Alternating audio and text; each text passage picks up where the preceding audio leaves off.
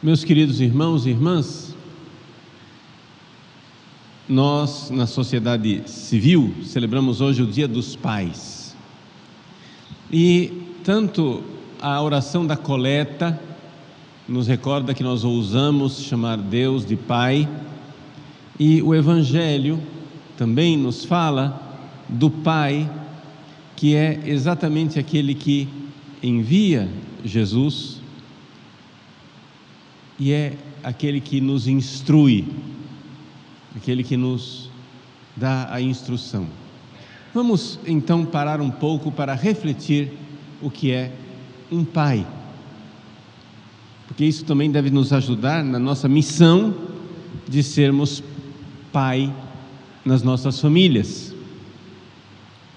Vejam, não é possível nós dizermos o que é um pai se nós não sabemos o que é um ser humano.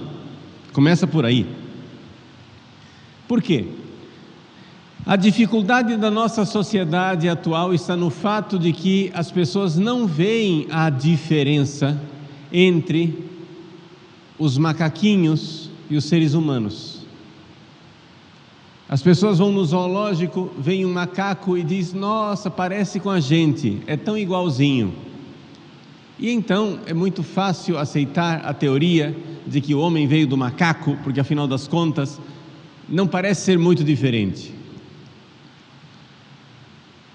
Agora, dependendo de como vivem as pessoas, de fato não parece diferente. Os macacos andam em bandos, baloiçando nas árvores, comendo banana, acasalando.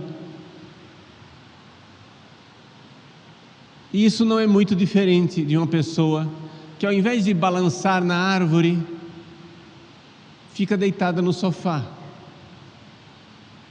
Ao invés de comer banana, estoura pipoca e passa o dia assistindo Netflix. E que num momento de lazer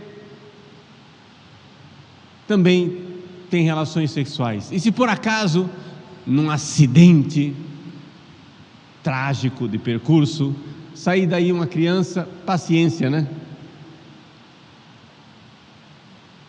Vejam, se ser humano é isso, então é muito difícil você entender o que é um pai.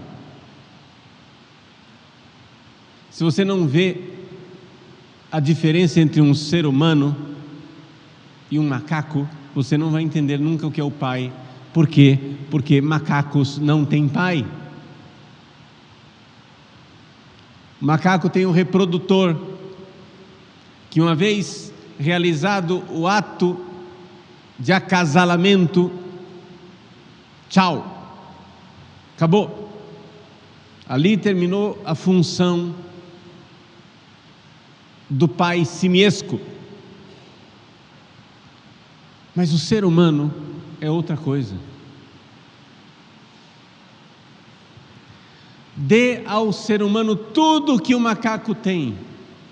Dê ao ser humano conforto, não no galho da árvore, no sofá, comida, não a banana, pipoca e muito mais. Dê ao ser humano todo o sexo que ele quiser. Dê ao ser humano a alegria de andar em bandos festivos e alegres, fazendo barulho, quer esse barulho sejam os barulhos dos macacos selvagens ou os barulhos da música maluca, que nem sempre faz muita diferença.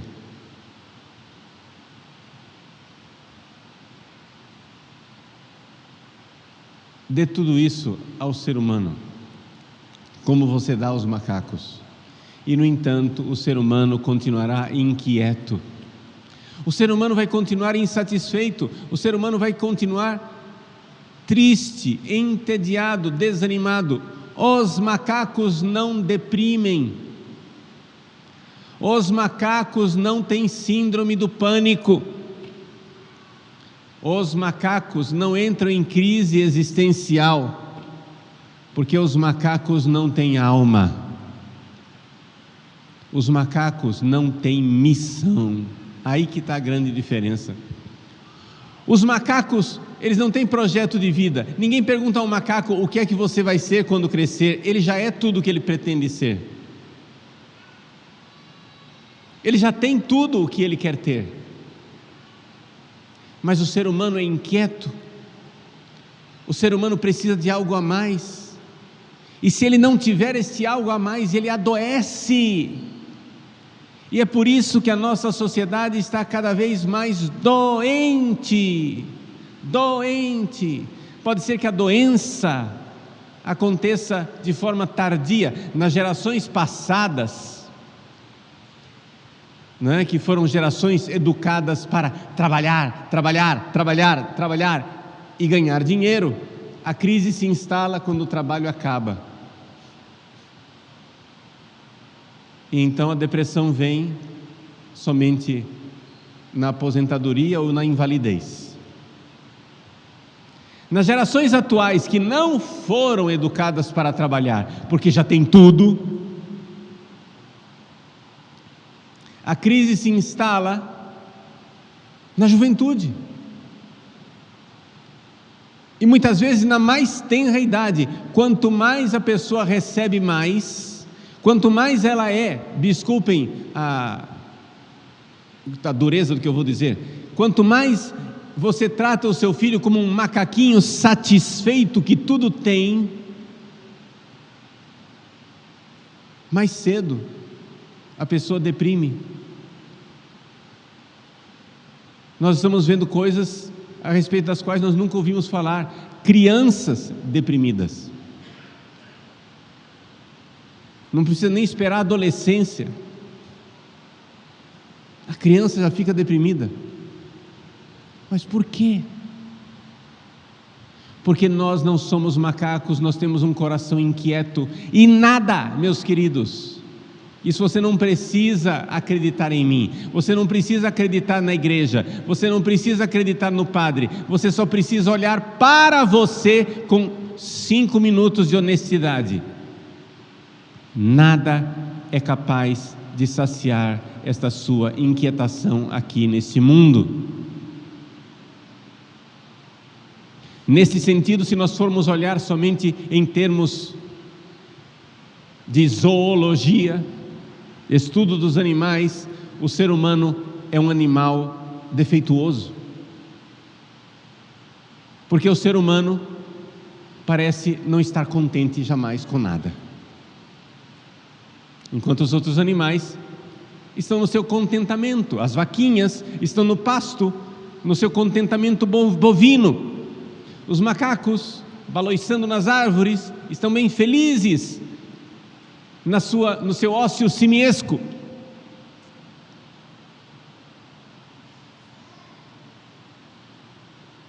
As formigas, os passarinhos, as lesmas, até o vírus, até o coronavírus parece muito satisfeito com tudo que ele vive e tudo que ele é. De repente, uma pandemia bloqueia a ilusão dos seres humanos. Nós íamos morrer desde sempre, mas a gente não estava lembrado que ia morrer. De repente a pandemia traz à baila a questão de todas as questões. E se eu morresse hoje? E se a vida acabasse agora?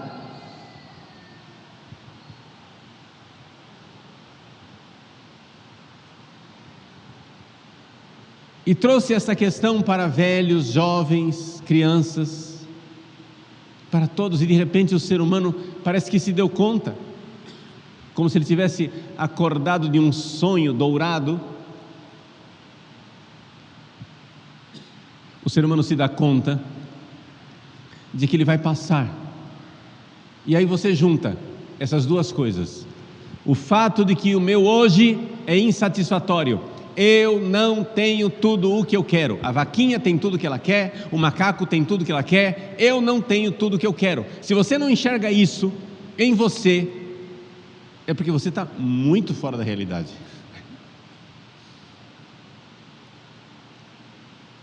Onde é que você esteve nos últimos anos?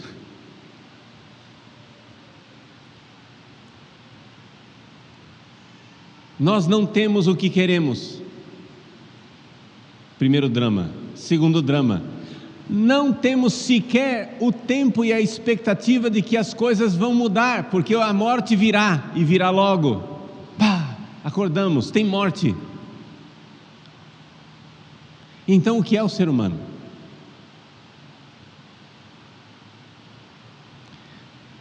Numa resposta superficial, mas inicial, que serve para o nosso início de conversa, o ser humano é uma missão. O ser humano é uma tarefa. A vaca não é uma tarefa, não é uma missão. O macaco não é uma tarefa, não é uma missão. O cachorrinho não é uma tarefa, não é uma missão, mas você é. E se você não realiza esta missão, você se frustra, você entristece, você fica deprimido, você se destrói. O ser humano é uma tarefa. E quem é que nos dá essa tarefa? Vejam, na família natural, porque não sei se vocês notaram isso, as crianças nascem de um homem e de uma mulher. Na família natural, a criança nasce num aconchego. A mãe é aconchego. Deus, quando criou a mãe, criou ela mais fofinha para acolher o bebê. É aconchego, é acolhida, é tranquilidade. Mãe é aquele lugar onde você vai quando tudo parece ruim. O grito mais natural é: eu quero a minha mãe. Está tudo ruim, está tudo errado, nada funciona, eu quero a minha mãe. Eu quero aconchego, eu quero colo, eu quero carinho, eu quero o lugar onde eu estou bem, eu quero o lugar que me consola. Por isso Deus nos deu uma mãe, Nossa Senhora, que está conosco sempre, mesmo quando as nossas mães biológicas não podem estar conosco, e que é aconchego, carinho e acolhida para nós, naqueles momentos terríveis e dramáticos em que as nossas mães biológicas não são solução. Mas se o ser humano fosse somente isso, ou seja, se tivesse somente carinho, aconchego e lugar de tranquilidade, nós seríamos tímidos, medrosos, preguiçosos, descansados e não cumpriríamos uma missão. É necessário na estrutura familiar um pai. Ou seja, quem é o pai? O pai é aquele que incomoda. O pai é aquele que instiga. O pai é aquele que manda em missão. Nós, no Evangelho aqui, é uma analogia, gente, né? Porque com Deus as coisas são bem mais profundas, bem mais maravilhosas, mas em todos os casos o fato é o seguinte: o Evangelho nos diz, né, que quem é que viu o Pai? Aquele que vem de junto do Pai, ou seja, Jesus foi enviado pelo Pai. O Pai manda o Filho. O Pai diz para o Filho: vai, meu filho. O Pai desafia a criança. A criança cai na bicicleta, começa a chorar e a mãe diz: onde foi? Machucou. A criança cai da bicicleta, o pai diz: engole esse choro, sobe na bicicleta. Coragem. Vai. Liga não. Sobe na bicicleta. O pai é desafio. O pai é missão. E é assim desde o começo. É assim desde o início. Por quê? Porque a humanidade não existiria, meus queridos. A humanidade não existiria se não tivesse havido lá nos nossos ancestrais um grupo de homens do sexo masculino que, vendo a necessidade de proteger suas famílias, se dispuseram a derramar o próprio sangue para cumprir uma missão. Isso é um fato histórico inegável, e a sociedade está em crise exatamente por isso, porque ninguém mais tem missão, ninguém mais é enviado em missão para dizer: derrama teu sangue, protege a família, faz alguma coisa, realiza a sua missão, seja pelos outros. Nós precisamos entender a realidade profunda de que na família existe essa dinâmica, que é a própria dinâmica de Jesus com os seus discípulos. Jesus chamou os discípulos e disse: vinde. Eles foram. Aconchego, educação, né? Lugar de conforto. E depois: ide, missão. Mas se não tem missão, se não tem alguém que provoque uma missão, mas isso, gente, não é simplesmente provocar no sentido de violência, não é para fazer violência. Isso aqui chama-se educação. Educação. A educação, ela é dada quando a criança é provocada para uma missão. Quando a criança tímida, acanhada, medrosa, é instigada para dizer: não espere nada da vida, é a vida que espera de você. Deixa eu repetir a frase: pare de esperar alguma coisa da vida, é a vida que espera de você.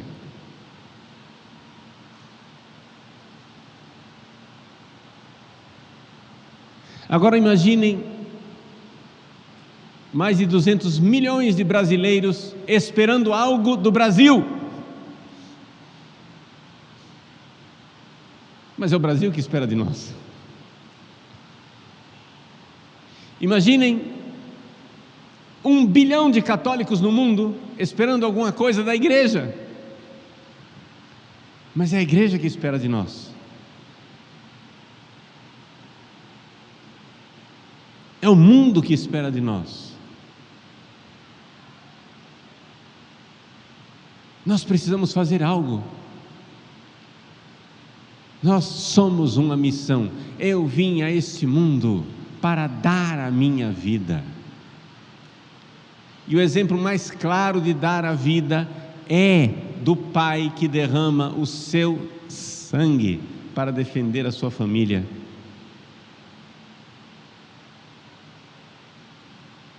Eu, com a graça de Deus, nosso Senhor, hoje bendigo a Deus por tudo que eu recebi do meu pai e de tantos outros pais espirituais que eu tive na vida. Eu cresci vendo meu pai verdadeiramente derramando suor e sangue para nos dar um futuro. Quando eu era criança, minha mãe me levou ao médico e o médico disse para ela: minha senhora, seu filho não está doente, seu filho está com fome, dê de comer a seu filho. De fato, meus pais viviam numa kitnet, paupérrimos, e estávamos passando fome. Meu pai, com lágrimas nos olhos, nos levou para a casa do meu avô, o sogro dele, e disse: eu trouxe aqui a sua filha e os seus netos porque eles estão passando fome comigo, o senhor cuide deles, eu vou trabalhar, quando eu tiver dinheiro eu venho buscá-los de volta. E ele cumpriu a promessa. Poderia não ter cumprido, poderia ter dado no pé, poderia ter desistido.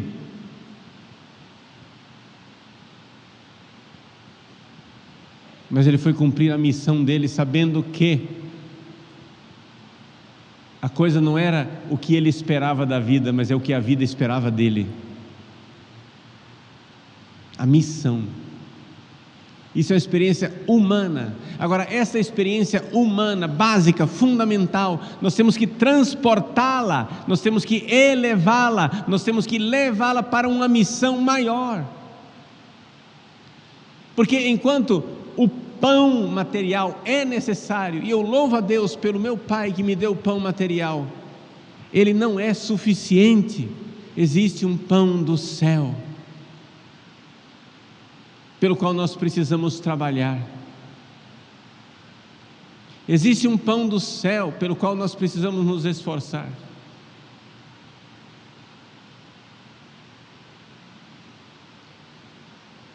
Porque nada neste mundo, e novamente eu repito, você não precisa acreditar em mim, basta abrir o olho e você enxerga, nada neste mundo irá saciar a nossa fome de sentido, de alegria, de felicidade, de realização. É necessário que haja um Salvador, que venha alguém nos salvar. O ser humano precisa de um Salvador. Essa é a experiência básica e fundamental. Os macacos não sentem necessidade de um Salvador. Aparece o leão, eles dão um grito de alarme, perna para quem te quer, sumiu. Se eles têm banana, árvore e alguém para acasalar, eles estão felizes. Nós, tendo tudo, você pode ter a segurança contra o leão. Você se fecha em sua casa encastelado, com cerca elétrica, alarme, câmera de proteção, seguro, tudo. Você pode se fechar quanto quiser, fazer quarentenas, colocar máscaras, tudo que quiser, nada contra. Mas deixa eu dizer, está todo mundo notando que isso não está dando sentido de vida, não está respondendo. As pessoas estão adoecendo, e adoecendo por quê? Porque nós nascemos para uma missão.